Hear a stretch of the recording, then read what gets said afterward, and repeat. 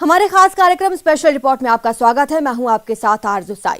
तालिबान ने अब तक अभेद्य रहे पंजशीर को जीतने का दावा किया है। एक समाचार एजेंसी ने एक तालिबानी कमांडर के हवाले से बताया कि अब पूरे अफगानिस्तान पर तालिबान का कब्जा हो गया है। हालांकि पंजशीर से तालिबानियों की तबाही की जो तस्वीरें आई, उसे देखने के बाद तालिबानियों के दावों में दम नजर नहीं आ रहा। इधर अफगानिस्तान में नई सरकार के गठन की कवायद तेज है और ये अब करीब करीब तय हो गया है कि तालिबानी शासन का सबसे बड़ा चेहरा मुल्ला बारादर ही होगा और नई सरकार शरिया कानूनों के तहत अफगानिस्तान में शासन करेगी।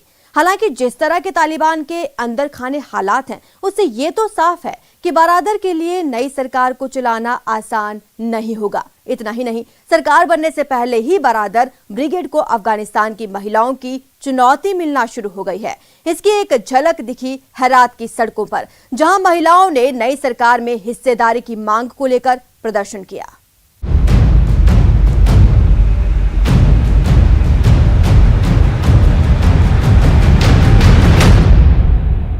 तालिबान ने अब तक अभेद्य रहे पंजशीर को जीतने का दावा किया है। एक समाचार एजेंसी ने एक तालिबानी कमांडर के हवाले से बताया कि अब पूरे अफगानिस्तान पर तालिबान का कब्जा हो गया है। हालांकि एनआरएफ के प्रमुख अहमद मसूद ने तालिबान के इन दावों को खारिज कर दिया है। पंजशीर से आए तालिबानियों की तबाही भी अहमद मसूद की बातों की तस्दीक कर रही है। जहां जारी भयंकर लड़ाई में तालिबानियों को भारी नुकसान उठाना पड़ा। खबर तो ये है कि पंजशीर के लड़ाकों ने पास के 2 जिलों से भी तालिबानियों को खदेड़ डाला। पंजशीर के शेरों के प्रहार से तालिबानी इस कदर दहशत में आ गए कि अपने कई आतंकी साथियों के शव छोड़कर भाग खड़े हुए।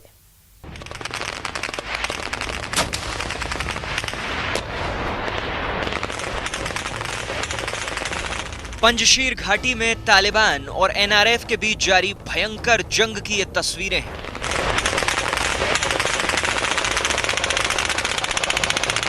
अहमद मसूद और अमरुल्ला सालेह के जाबाजों की जवाबी कार्रवाई की ये तस्वीरें हैं।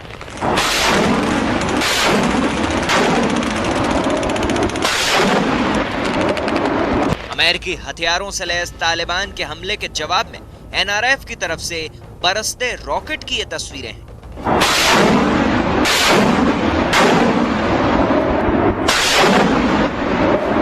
तालिबान आतंकी को निशाना बनाकर दागे जा रहे PM-40 रॉकेट की ये तस्वीरें हैं।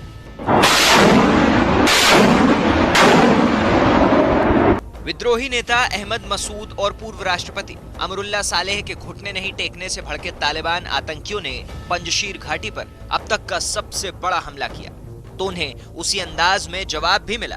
ऐसा जवाब जिसकी तालिबान ने शायद कल्पना भी नहीं की होगी। तालिबान ने अमेरिका से मिले हथियारों का मुंह पंजशीर की तरफ मोड़ा तो दोनों तरफ से भीषण बमबारी शुरू हो गई। पंजशीर घाटी को चारों ओर से घेरने वाले तालिबान के आतंकियों और एनआरएफ के बीच रात भर भीषण बमबारी होती रही।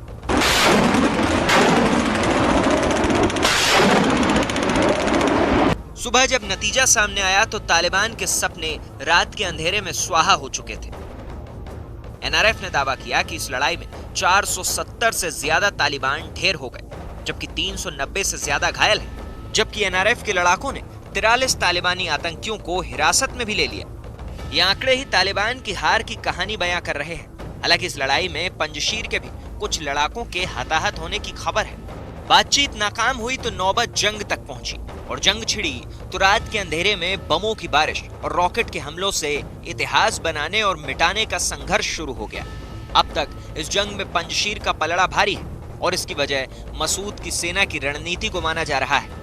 एनआरएफ के लड़ाकों ने पंजशीर के पहाड़ की चोटियों पर कब्जा कर लिया है, जहां से दुश्मन की हर हलचल पर वो आसानी से नजर रख रहे हैं। पहाड़ की चोटियों से नीचे दिख रहे तालिबानी आतंकियों को निशाना बनाना आसान हो गया है। यही नहीं, एनआरएफ ने पंजशीर के पास के प्रांत के 2 जिलों को भी तालिबान के कब्जे से छुड़ाने का दावा किया है। पंजशीर प्रांत की तरफ से ट्विटर पर दावा किया गया कि उसके लड़ाकों ने परवन और बगलान से तालिबान को खदेड़ दिया है। यही नहीं, एनआरएफ का दावा है कि उन्होंने तालिबान को बाडकशान प्रांत में भी जोर का झटका धीरे से दिया है। बताया गया कि बाडकशान प्रांत के कमांडर ने बिना लड़ाई किए ही हथियार डाल दिए। अब बाडकशान के कमांडर एनआरएफ से जुड़ गए हैं। उनके 217 लड़ाके भी एनआरएफ में शामिल हो गए हैं।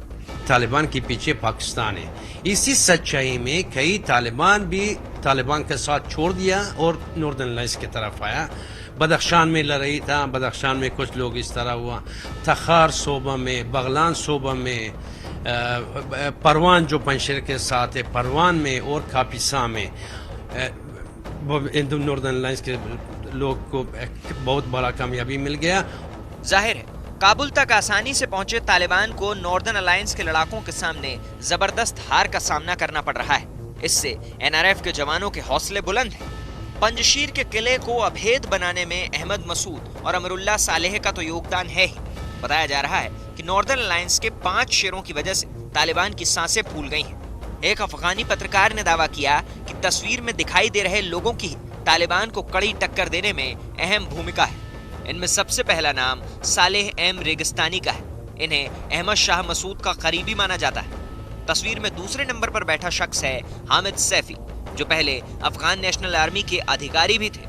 वो भी तालिबान के खिलाफ पंजशीर की लड़ाई में अहम किरदार निभा रहे हैं। जबकि तीसरे नंबर पर हैं मुबीन खैर खाह, जो पहले आंतरिक मंत्री के सलाहकार थे। और चौथे नंबर पर बैठे हैं खालिद अमीरी, ये अफगानिस्तान में कमांडो थे। जबकि इस पूरी रणनीति को बनाने वाले 5वें शख्स का नाम है मुनीब अमीरी, जो पहले कमांडो थे और अब पंजशीर के लड़ाकों के लिए रणनीति बनाने में जुटे हैं।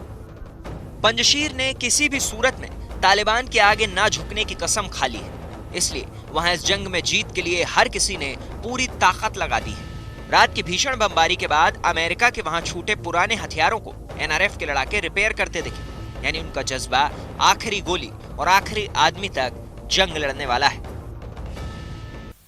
अफगानिस्तान में अभी तक तालिबानी सरकार नहीं बना पाए हैं। हालांकि ये तय माना जा रहा है कि तालिबानी सरकार का सबसे बड़ा चेहरा मुल्ला बरादर होगा और ये भी तय है कि देश शरिया कानून के अनुसार चलने वाला है। लेकिन नई सरकार को चलाना मुल्ला बरादर के लिए आसान नहीं होगा, क्योंकि सरकार गठन में देर होने से एक बात तो साफ हो गई है कि तालिबान के अंदर खाने सब कुछ सही नहीं है। ऐसे में आने वाले दिनों में मुल्ला बरादर की हुकूमत को अगर तालिबान के अंदर से ही चुनौती मिलती है तो इसमें किसी को कोई हैरानी नहीं होगी। काबुल की सड़कों पर तालिबान की बख्तरबंद गाड़ियों का मार्च, उस पर सवार तालिबान के लड़ाके और तालिबान का लहराता सफेद झंडा। तालिबान के लड़ाकों की देखरेख में काबुल में राष्ट्रपति पैलेस की सजावट और तैयार होते नए झंडे। इन सब से संकेत साफ है कि तालिबान सरकार के ऐलान में अब ज्यादा वक्त नहीं। अफगानिस्तान पर कब्जे के बाद हर किसी को तालिबान की सरकार के ऐलान का इंतजार था और धीरे धीरे तालिबान की तरफ से यह साफ कर दिया गया कि मुल्ला गनी बरादर ही अफगानिस्तान की नई तालिबान सरकार के सबसे बड़े चेहरे होंगे। मुल्ला गनी बरादर के नाम की अटकलें पहले से ही लग रही थी, इसलिए किसी को भी इसे जानकर हैरानी नहीं हुई। असल में मुल्ला गनी बरादर तालिबान की नींव रखने वालों में से एक है। वो तालिबान की बुनियाद रखने वाले मुल्ला उमर के करीबी और सबसे भरोसेमंद कमांडर रहे हैं। मुल्ला गनी बरादर को 2010 में पाकिस्तान में गिरफ्तार किया गया था और 2018 में उन्हें शांति वार्ता के लिए रिहा करने के बाद तालिबान के राजनीतिक कार्यालय का प्रमुख बना दिया गया। मुल्ला बरादर दोहा वार्ता में भी शामिल थे। 1996 से 2001 तक जब तालिबान ने अफगानिस्तान पर राज किया, तब मुल्ला बरादर ने अहम भूमिका निभाई थी। बीते कुछ दिनों से तालिबान सरकार और उसमें मुल्ला बरादर को मिलने वाली सबसे बड़ी जिम्मेदारी को लेकर संकेत दिए जाने लगे थे। ما اطمینان کلی میتیم به مردم، هیچ تشویشی نداشته باشن. امارت اسلامی افغانستان به خاطر آمده که امنیت را تامین بکنه، حفظ عزت و آبروی مردم را تامین و تضمین بکنه و به خاطر از این ما شب و روز در تلاش هستیم. ان شاء الله حکومت زودتر اعلان میشه، همه دوائر دولتی آغاز به کار میکنن، مردم مشغول به کار میشن، بانک ها و مسائل اقتصادی پس تحرک میان و پس ان شاء الله کشور به سوی अफगानिस्तान से अमेरिकी सेना की वापसी के साथ ही तालिबान सरकार के लिए सारी अड़चनें खत्म हो गई थी। इसके बाद हर किसी को सरकार के ऐलान का ही इंतजार था। लेकिन सरकार बनने में हो रही देरी की वजह से धीरे धीरे पर्दा हटा। बताया गया कि सरकार के गठन से पहले ही तालिबान और उससे जुड़े बाकी संगठनों के बीच सत्ता के लिए जंग तेज हो गई। इसका सबसे बड़ा कारण हक्कानी और याकूब गुट के बीच की फुटअव्वल बताई गई। अफगानिस्तान में कैसी सरकार हो और इसमें किन लोगों को जगह मिले, इसे लेकर कई दिनों से कंदहार में बातचीत चल रही थी। इसी बैठक में तय हो गया था कि शेर मोहम्मद अब्बास और मुल्ला याकूब को भी अहम जिम्मेदारी मिलेगी। इस बैठक में सरकार के गठन को लेकर याकूब और हक्कानी नेटवर्क के बीच खींचतान भी हुई। हालांकि तालिबान नेतृत्व दुनिया के सामने एकजुटता दिखाने की कोशिश करता रहा, लेकिन अंदरूनी कलह धीरे धीरे बाहर सामने आ ही गई। तालिबान का हार्डलाइनर गुट सत्ता में किसी और को शामिल नहीं करना चाहता था। मुल्ला उमर का बेटा मुल्ला याकूब राजनीति से जुड़े लोगों के बजाय सेना से जुड़े लोगों को सरकार में शामिल करना चाहता था, लेकिन दोहा ऑफिस के तालिबानी नेता दूसरे पक्षों को भी शामिल करना चाहते थे। राजनीति से जुड़े लोगों को सरकार का चेहरा बनाने के पक्ष में मुल्ला बरादर भी थे। किसी नतीजे पर पहुंचने के लिए तालिबान के सबसे बड़े नेता हिबतुल्लाह अखंजादा की अध्यक्षता में कंदहार में बैठक हुई। इसी में सरकार की सूरत तय की गई। इसी बैठक में तय हुआ कि अफगानिस्तान में तालिबान सरकार ईरान की तर्ज पर बनेगी, जिसके मुताबिक सरकार चलाने के लिए सुप्रीम काउंसिल बनाई जाएगी। इसके मुताबिक धार्मिक परिषद, जिसे शूरा कहा जाता है, सरकार के लिए दिशा निर्देश यही तय करेगी। शूरा में तालिबान के बुजुर्ग नेता और तमाम कबीलों के लोग होंगे। दोहा वार्ता में शामिल 80% चेहरे तालिबान सरकार में शामिल हो सकते हैं। शेर अब्बास तानकज़ई को नई सरकार का विदेश मंत्री बनाया जा सकता है। करजई और अब्दुल्लाह को सरकार में जगह तो नहीं मिलेगी, लेकिन इन्हें किसी सलाहकार समूह में रखा जा सकता है। समझा जा रहा है कि नई सरकार में हक्कानी ग्रुप की आधी हिस्सेदारी हो सकती है, इसलिए गुलबुद्दीन हिकमतयार को भी सरकार में शामिल किया जा सकता है। अभी ये कार्यवाहक सरकार होगी। नए संविधान के लागू होने के बाद ही स्थायी सरकार का गठन होगा। ये भी बताया गया कि तालिबान अफगानिस्तान में मौजूद संविधान को रद्द कर 1964-65 के पुराने संविधान को ही फिर से लागू कर सकता है, क्योंकि तालिबान का मानना है नया संविधान विदेशी मुल्कों के अधीन बनाया गया था। इस फैसले की झलक भी मिलने लगी है। तालिबान ने काबुल की एक मस्जिद से घोषणा की। इसके मुताबिक चोरी के जुर्म में पकड़े जाने पर शरिया कानून के तहत आरोपी के दोनों हाथ काटे जाएंगे।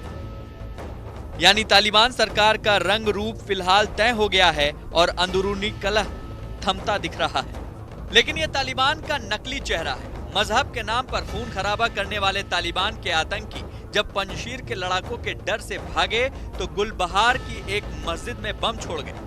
एनआरएफ ने तालिबान की इस करतूत को इस्लाम विरोधी बताया है। तालिबान की इस हरकत के बाद गुलबहार में लोग उनके खिलाफ गुस्से से भरे नजर आए। यहाँ रुकेंगे छोटे से ब्रेक के लिए, जल्द हाजिर होंगे।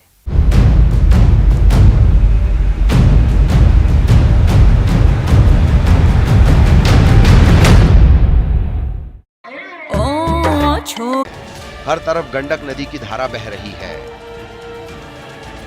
वैशाली के इस इलाके में बौद्ध मंदिरों का पूरा संसार बसा हुआ है। बिहार सरकार 320 करोड़ रुपए खर्च करके बुद्ध सम्यक दर्शन संग्रहालय बनवा रही है, लेकिन अचानक गंडक नदी सबको डुबाने पर तुली हुई है।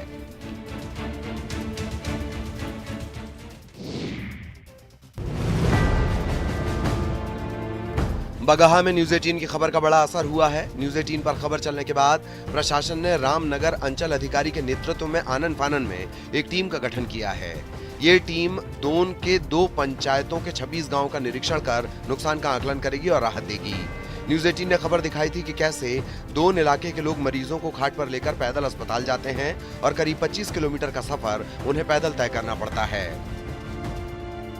उस क्षेत्र में जो भी लोगों की कठिनाइयाँ है, जैसे किसी का घर कट गया है, आवासीय घर कटा है, पशु शेड कटा है, रास्ता कटा है, कलवर्ट पुल पुलिया कटा हुआ है, और नियमानुसार यथोचित कार्रवाई करते हुए उन लोगों को सारी सुविधाएं उपलब्ध कराएगी। पहले जंगल और फिर कई नदियों को पार कर लोग अपने परिजनों का इलाज कराने जाते हैं। पहाड़ी इलाके में सभी रास्ते टूट चुके हैं। गाँव में इलाज का कोई इंतजाम नहीं। मजबूरी में लोग जान जोखिम में डालकर सफर कर रहे हैं। अब स्थिति बदलने की उम्मीद है।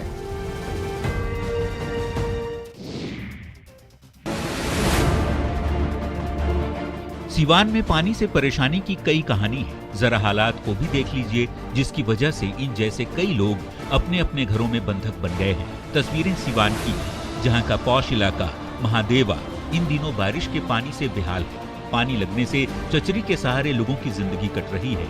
वे जरूरी कामों के लिए ही घर से निकल रहे हैं और जिनके पास चचरी के पुल का सहारा नहीं है, वे घुटनों तक पानी लांघकर अपनी राह। ब्रेक के बाद आपका स्वागत है।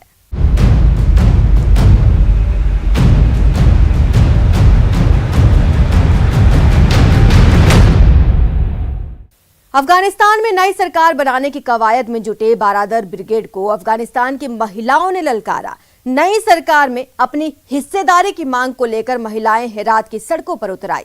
एक तरफ तालिबान के खिलाफ कई जगहों पर प्रदर्शन शुरू हो गए, तो दूसरी तरफ मजहब के नाम पर बन रही नई सरकार को लेकर कई कट्टरपंथी खुश भी नजर आ रहे हैं।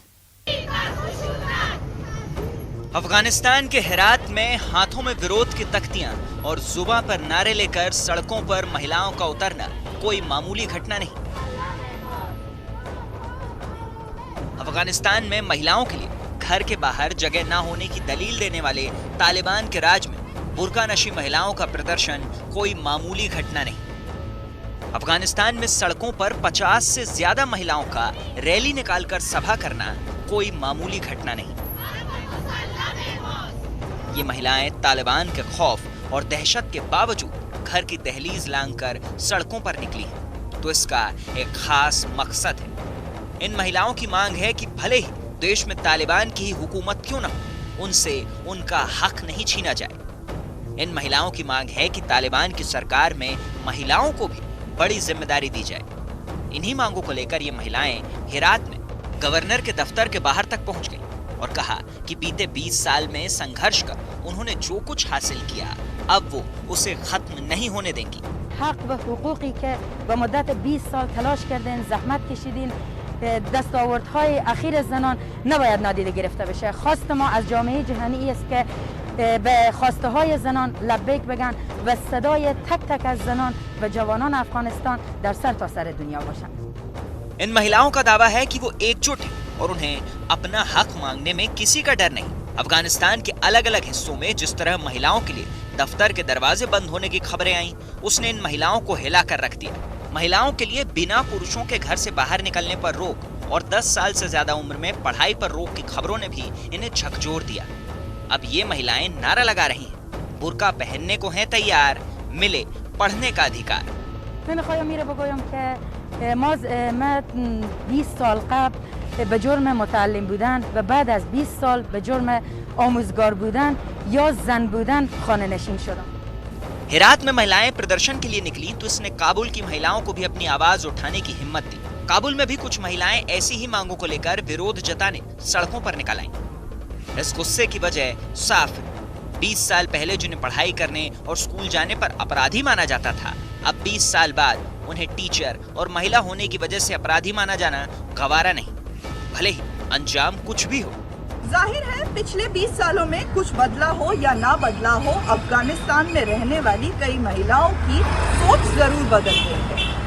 तालिबान ने जब काबुल में कदम रखा तो उन्होंने अपना उदारवादी चेहरा दिखाते हुए ये कहा कि महिलाओं को वो उनका पूरा अधिकार देंगे। लेकिन जैसे जैसे समय बीत रहा है, तालिबान के कदम अफगानिस्तान में और मजबूत हो रहे हैं, वैसे वैसे उनका असली चरित्र और दोमुहा चेहरा सामने आ रहा है। यही कारण है कि महिलाओं में नाराजगी बढ़ रही है। एक तरफ महिलाएं अपनी असली आजादी की मांग करती दिखीं, तो दूसरी तरफ काबुल से एक अलग आवाज भी सुनाई पड़ने लगी। तालिबान के कब्जे के बाद अब काबुल की सड़कों पर सन्नाटा नजर आने लगा है और ज्यादातर दुकानदार मक्खी मारते। चहलकदमी है तो हथियारबंद तालिबान लड़ाकों की बस, वरना तो शहर में बर्बादी और अमेरिका की छोड़ी कुछ निशानियां ही दिखाई पड़ती हैं। लेकिन इसके बावजूद मजहब के नाम पर तालिबान के आने से कुछ लोग खुश हैं। I'm happy because this is an Islamic country. We are Muslims and Muslims don't like invaders. People were martyred in last 20 years for Islam. Now we are happy that Islam and Muslims are here. लेकिन हर आदमी की ऐसी ही सोच काबुल में भी नहीं। कारोबार चौपट होने, बैंकों के बंद होने और तालिबान के डर से लोगों के घरों से बाहर न निकलने का असर आने वाले दिनों में क्या हो सकता है, इस अंदेशे ने ही कई लोगों को चिंता में डाल दिया है। Our business has been hit hard. People do not come to buy things. They might be afraid to come out or they might not have any money. Our business has suffered a lot. There are also lots of issues with banking services. Only the central bank is open. The rest of the banks are still closed. We have lots of problems and people do not have enough money. Taliban राज का सोच सोच कर ही कुछ परेशान है, तो कुछ लोग खुश भी हैं। लेकिन इन सब से हटकर कुछ लोगों को मुल्क के लोगों की जान की फिक्र है। बदले हालात में देश की माली हालत खराब है और इसका सबसे बड़ा असर हेल्थ सेक्टर पर पड़ रहा है। फिलहाल इसकी चिंता तालिबान को भी नहीं, सरकार बनाने और पंजशीर पर कब्जे की तरफ ध्यान देने वाले तालिबान की बेफिक्री देखकर स्वास्थ्य सेवा से जुड़े लोगों ने मीडिया के सामने आकर अंतर्राष्ट्रीय समुदाय से मदद की गुहार लगाई। इन लोगों का कहना है कि अंतर्राष्ट्रीय मदद के बिना अफगानिस्तान में स्वास्थ्य सेवाएं ठप पड़ जाएंगी और हजारों बुजुर्ग, महिलाएं और बच्चे इलाज के बिना मर जाएंगे। अमेरिकी सेना की वापसी के बाद अफगानिस्तान पर काबिज तालिबान अमेरिका के उन्हीं हथियारों के दम पर बड़ी ताकत बन चुका है जो हथियार कभी उसके खिलाफ गरजते थे, जो हथियार कभी तालिबानियों के काल हुआ करते थे। तालिबानी आतंकी अब उन्हीं हथियारों की नुमाइश कर रहे हैं। काबुल और कंधार की सड़कों पर एक बार फिर बड़ी संख्या में टैंक और बख्तरबंद वाहनों का काफिला निकला। ये सभी टैंक और वाहन अमेरिका के हैं, लेकिन अब इनकी कमान तालिबानी आतंकियों के हाथों में है। ये आतंकी ताकत की वो नुमाइश है जो अपने ही देश के लोगों में एक बार फिर इस बात का खौफ भर देना चाहती है कि हम वही तालिबान हैं जो 20 साल पहले थे, बल्कि अब और भी ज्यादा ताकतवर हो गए हैं। और तबाही मचाने वाली वो ताकत इस बार अमेरिकी हथियारों से लैस है। अफगानिस्तान की आर्मी को जिन हथियारों के दम पर तालिबानी आतंकियों का मुकाबला करना था, वो मैदान और अमेरिकी हथियार दोनों छोड़कर भाग खड़े हुए। इसलिए तालिबानी आतंकियों ने अब काबुल से लेकर कंधार तक और जमीन से लेकर आसमान तक अमेरिकी हथियारों, हेलीकॉप्टर और बख्तरबंद गाड़ियों पर तालिबानी झंडा लगाकर ये बता दिया है कि सब कुछ अब उनके कब्जे में है। ये मंजर अफगानिस्तान में तालिबान सरकार के आने का ट्रेलर है। वो सरकार जिसे अपने जनता की भूख, प्यास और जरूरतों की फिक्र कम और अपने देश के आम लोगों के दिलो दिमाग में खौफ भरने का जुनून ज्यादा है। यही नहीं, तालिबान अफगानिस्तान पर अपने कब्जे की जीत की खुमारी में मग्न है। अमेरिकी हेलीकॉप्टर पर तालिबान का झंडा लगाकर आसमान से बधाई संदेशों की बारिश की जा रही है।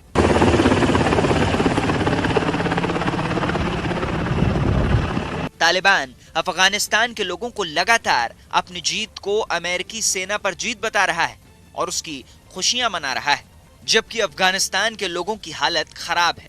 वहां महंगाई चरम पर पहुंच गई है, बैंक बंद हैं और रोजगार की कमी हो गई है। دادن طالبا در شرایط فعلی اوضاع فعلی تغییرات بسیار آورده است. مثلا مردم کارا طوری که قبلا بود فعلا نیست. بازار به اون شکل که در زمان جمهوریت بود که حالا امارات آمده، مردم از ترس نمیتونن بیرون شوند. بازار چندان خوب نیست. तालिबान अफगानिस्तान की सड़कों पर उन हथियारों की नुमाइश कर रहा है जो अमेरिकी फौज ने काबुल से निकलते वक्त छोड़ दिए थे। इन हथियारों और साजो सामान के दम पर तालिबान एक झटके में कहीं ज्यादा ताकतवर बन गया है। लेकिन अब जब जंग खत्म हो चुकी है और अफगान लोगों को एक आम जिंदगी की दरकार है, तो उस पर तालिबान का ध्यान ही नहीं है। जिस तालिबान को अमेरिका ने खतरा बताया था, वो उसी के छोड़े हुए हथियारों से और भी मजबूत हो गया है। अफगानिस्तान में पिछले 20 साल में अमेरिका ने पानी की तरफ पैसा बहाया, लेकिन अफगानिस्तान वहीं का वहीं खड़ा है। अफगानिस्तान की हालत सबसे गरीब देशों में होती है और अब तो संयुक्त राष्ट्र ने तालिबान की वापसी के बाद वहां भूखमरी की भी आशंका जता दी है। एक तरफ तालिबान अफगानिस्तान पर अपनी जीत का जश्न मनाने में व्यस्त है, तो दूसरी तरफ अफगानिस्तान के लोगों के सामने तमाम तरह के आर्थिक संकट खड़े हो गए हैं।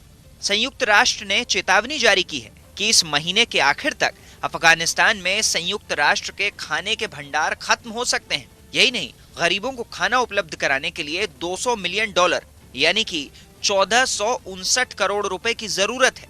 अफगानिस्तान का बुद्धिजीवी वर्ग और पत्रकारों ने भी अपने देश की हालत के लगातार बिगड़ने का दावा किया है। दावा किया जा रहा है कि अफगानिस्तान के करीब 1,85,00,000 लोग, यानी कि अफगानिस्तान की आधी आबादी भूख की समस्या से जूझ रही है। People of Afghanistan were starving according to the latest report of the UNAMA. More than 18.5 million people of Afghanistan, which is half of the population of all over the country, is starving, had bad humanitarian crisis, and there are fears it will increase. Now, when we are talking in a situation after 2 months of this report, of course, the situation is getting worse and the people are trying to flee the country. एक तरफ आतंक के साए में जीने की मजबूरी तो दूसरी तरफ खाने का संकट। लेकिन अफगानिस्तान पर कब्जा करके राज करने की नीयत से आए तालिबान को यहाँ के लोगों का पेट भरने की नहीं, बल्कि उनकी आंखों में अपने नाम का खौफ देखने की चिंता है। फिलहाल इतना ही। आप देखते रहिए न्यूज़ 18।